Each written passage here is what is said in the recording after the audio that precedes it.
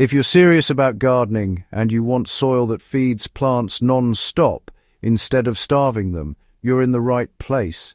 Before we go any further, subscribe to Evergreen Garden, leave a comment about what you're growing this season, and share this with another gardener who's tired of weak soil and disappointing harvests. This channel is about real results, not shortcuts, and today I'm going to show you 3 powerful, often overlooked ways to turn ordinary dirt into explosive, living soil that grows stronger every single season. Most gardeners focus on fertilizers, but fertilizer alone doesn't build soil. Explosive soil is biologically active, structurally loose, nutrient-dense, and capable of feeding plants even when you stop adding inputs.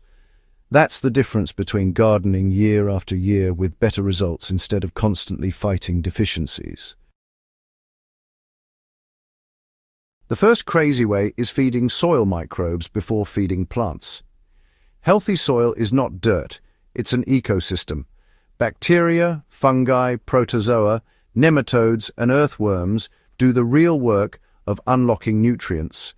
When gardeners dump chemical fertilizers directly into dead soil, plants get a temporary boost, and then crash. The secret is feeding microbes first so they can feed plants continuously. One of the simplest and most effective ways to do this is with a balanced compost and carbon system. For every garden bed, aim for a ratio of roughly 3 parts carbon-rich material to 1 part nitrogen-rich material.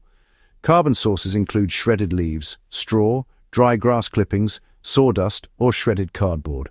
Nitrogen sources include fresh grass clippings, kitchen scraps, manure, or green plant waste.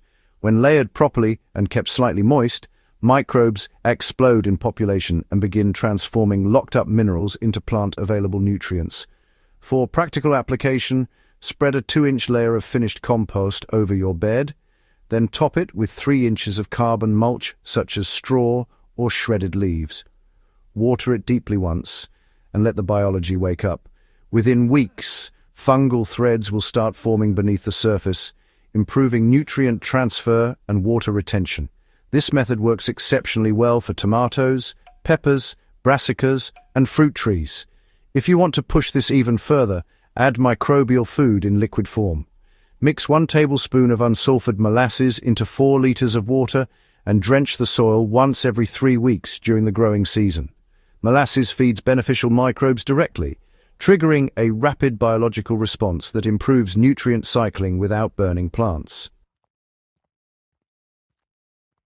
The second crazy way is mineralizing your soil instead of fertilizing it.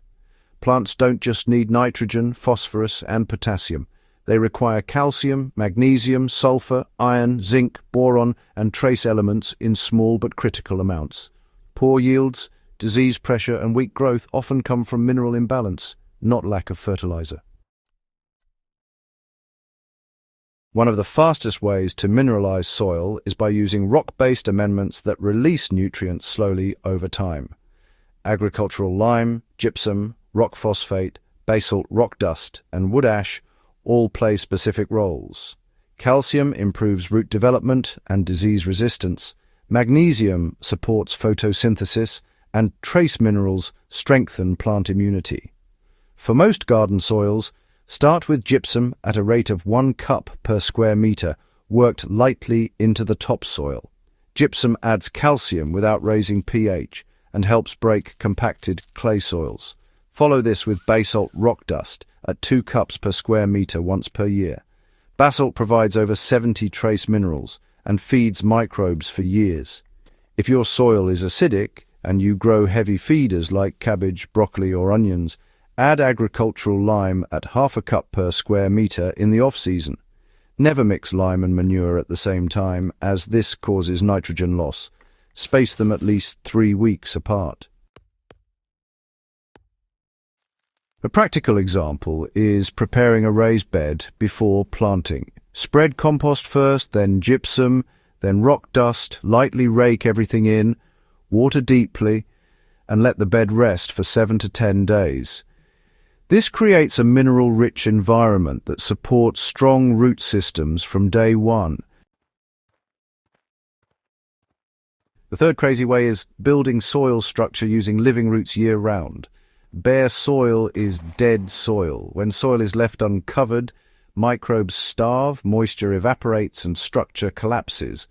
Living roots pump sugars into the soil, feeding microbes constantly and creating channels for air and water.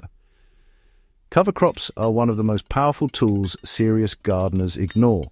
Even in small gardens, cover cropping transforms soil faster than any bagged product. Legumes such as cowpeas, clover, and vetch fix nitrogen. Grasses, like oats and rye, build organic matter and loosen compacted layers. Deep-rooted plants like daikon radish break hardpan naturally. For home gardens, a simple system works best. After harvesting crops, sow a mix of cowpeas and oats at a ratio of 2 parts cowpeas to 1 part oats. Scatter seeds thickly, rake lightly, and water well. Within weeks, roots begin rebuilding soil structure. Before planting season, cut the plants at ground level and leave the roots in place. Do not pull them out. Those decaying roots become nutrient channels and microbial highways. If cover crops aren't possible, then, well, you can use living mulches instead. Just plant low-growing herbs or greens between your larger crops. Things like sweet potato vines, purslane, or even clover between the rows will keep your soil alive and protected while also producing food or biomass. So here's a real-world example for you. Imagine a tomato bed with white clover growing between the plants.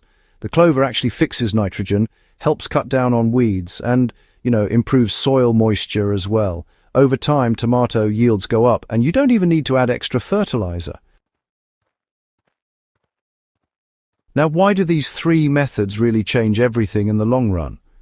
Well, when you feed the microbes, mineralize your soil properly, and keep living roots in the ground, the soil improves instead of just wearing out. Water retention goes up, disease pressure drops, and, honestly, plants just grow more steadily without all that stress. This is the way gardeners break free from always needing to add inputs and, build soil that actually gets better every single season.